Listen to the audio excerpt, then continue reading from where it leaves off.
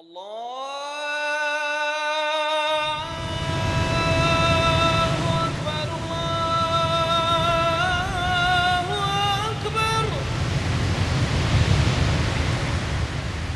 اللہ الرحمن الرحیم۔ قرآن سننا.com اور مکتب توحید الجالیات حی البشر پیش کرتے ہیں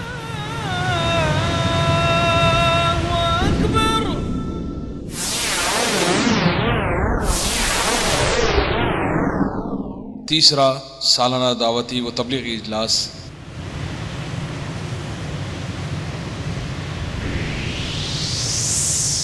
سب سے بڑا مقام غیرت کا، سب سے بڑے جذبات جاگنے کا موقع کون سا ہے؟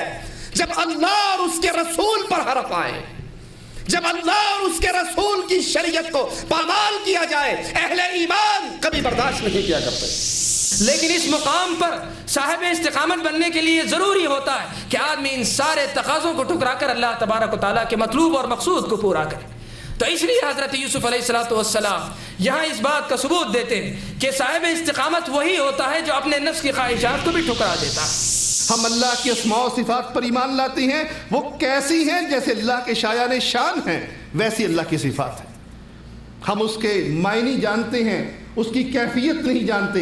ہم اس کی کیفیت اللہ کے حوالے کرتے ہیں، ہم اس کو مخلوق سے تشبیہ نہیں دیتے اور اس کے معنوں میں تعویل اور تعریف نہیں کرتے۔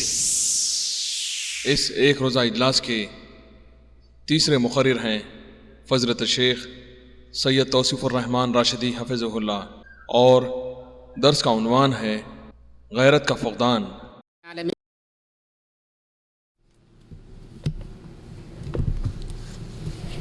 السلام علیکم ورحمۃ اللہ وبرکاتہ۔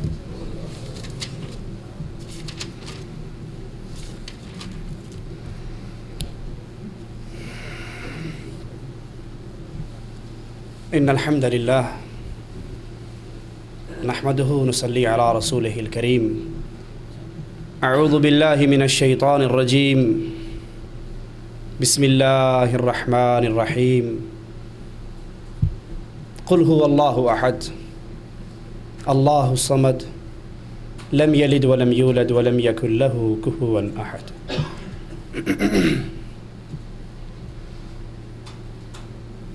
انسان کی فطرت ہے اپنی عزت کے اندر کسی کی شراکت کو برداشت نہیں کرتا۔ مثال سے سمجھ لیجئے، کوئی شخص شادی کرنا چاہتا ہے اور جہاں اس کے نکاح کا پروگرام ہے وہ رشتہ بھی اس کے لیے بڑا آئیڈیل ہے، لیکن اس کی منگیتر اسے پیغام دیتی ہے میں آپ سے شادی اس شرط پہ کروں گی کہ دن کے 24 گھنٹوں میں سے 23 گھنٹے 50 منٹ میں آپ کی بیوی رہوں گی اور 10 منٹ کے لیے میں اپنے سابقہ منگیتر کے پاس جایا کروں گی۔ وہ جنت کی آئی ہوئی حور بھی ہو تو کوئی غیرت مند ایسی عورت کو قبول نہیں کر سکتا۔ یہ اس کی غیرت کے خلاف ہے، یہ اس کی عزت کے خلاف ہے، یہ اس کی حمیت کے خلاف ہے۔ اور غیرت اسی جذبے کا نام ہے، خودداری اور بڑائی کا وہ جذبہ جو غیر کی شرکت کو برداشت نہ کرے۔ اسی لیے رسول اللہ صلی اللہ علیہ وسلم فرماتے ہیں کچھ غیرت کے جذبات ایسے ہیں جو اللہ کو پسند ہیں اور کچھ غیرت کے جذبات ایسے ہیں جو اللہ کو ناپسند ہیں۔ اللہ کی پسندیدہ غیرت وہ کیا ہے؟ جب اللہ کی حدود کو توڑا جائے، اللہ کی شریعت کی پامالی ہو اور انسان اللہ کی حدود کی پامالی پر خاموش نہ رہے، اس کے جذبات بھڑک اٹھیں، وہ اس کا بدلہ لینے کے لیے تیار ہو جائے۔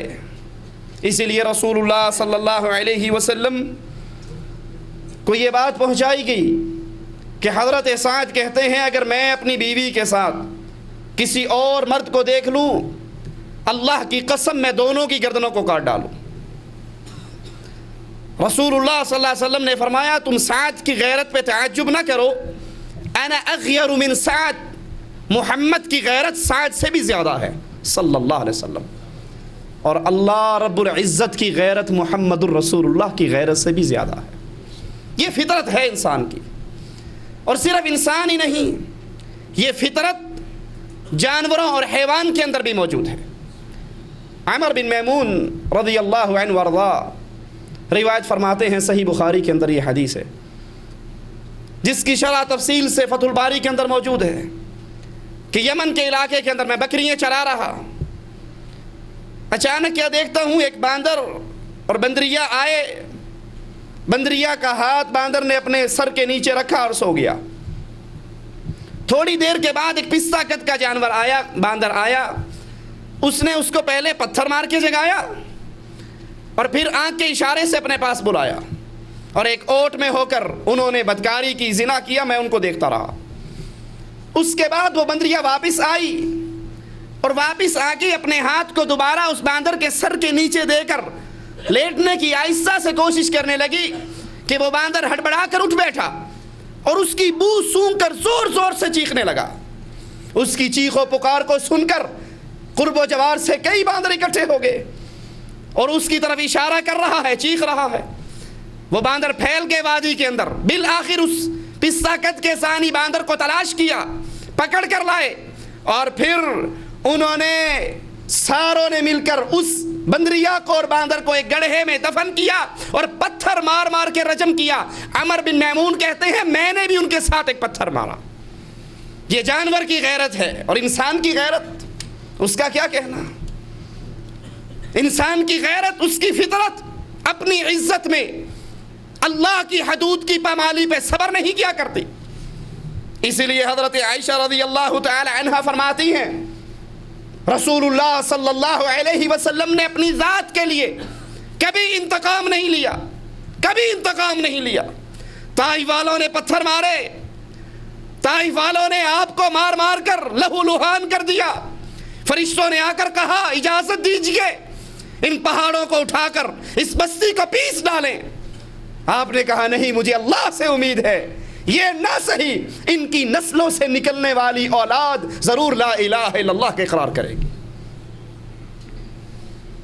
اسی طرح حدیث میں آتا ہے رسول اللہ صلی اللہ علیہ وسلم، مسند احمد میں یہ روایت، ایک شخص اللہ کے نبی کے پاس آ کر کہتا ہے مجھے زنا کی اجازت دیجیے۔ لوگوں نے بڑے تعجب اور حقارت سے اس کو دیکھا، ڈانٹنے لگے۔ آپ نے کہا نوجوان قریب آؤ، اپنے قریب بٹھا کر کہتے ہیں کیا تو اپنی والدہ کے لیے اس عمل کو پسند کرتا ہے؟ وہ کہنے لگا نہیں اللہ کی قسم میں پسند نہیں کرتا۔ کہا تو پسند نہیں کرتا تو لوگ بھی اپنی ماں کے لیے پسند نہیں کرتے، کیا تو اپنی بہن کے لیے پسند کرتا ہے؟ اس نے کہا قربان جاؤں اللہ کی قسم نہیں پسند کرتا۔ کہا لوگ بھی اپنی بہن کے لیے پسند نہیں کرتے۔ کہا کیا تو اپنی بیٹی کے لیے پسند کرتا ہے؟ کہا نہیں اللہ کی قسم میں اپنی بیٹی کے لیے بھی پسند نہیں کرتا۔ فرمایا پھر سن، لوگ بھی اپنی بیٹی کے لیے پسند نہیں کرتے، کیا تو اپنی خالہ اور پھوپھی کے لیے پسند کرتا ہے؟ کہا نہیں۔ آپ نے کہا پھر سنو، لوگ بھی اپنی خالہ اور پھوپھی کے لیے پسند نہیں کرتے۔ پھر اس کو قریب کیا، اپنا ہاتھ اس کے اوپر رکھا اور کہا اللہم اغفر ذنبہ وطہر قلبہ واحسن فرجہ، اللہ اس کے دل کو پاک کر، اس کے گناہ کو معاف کر، اس کی شرمگاہ کو پاکیزہ کر۔ اس نے عہد کیا اللہ کے نبی صلی اللہ علیہ وسلم میں دوبارہ اس قسم کا سوال نہیں کروں گا، اور نہ پھر یہ خیال اس کے دل پر دوبارہ آیا۔ یہ غیرت ہے مومن کی، جس طرح وہ پسند نہیں کرتا اب جس سے یہ بدکاری کی جائے گی وہ آخر کسی کی ماں، کسی کی بہن، کسی کی بیٹی، کسی کی بچی، کسی کی خالہ اور پھوپھی ہے، جیسے تو پسند نہیں کرتا لوگ بھی پسند نہیں کرتے۔ لیکن آئیے سب سے بڑا مقام غیرت کا، سب سے بڑے جذبات جاگنے کا موقع کون سا ہے؟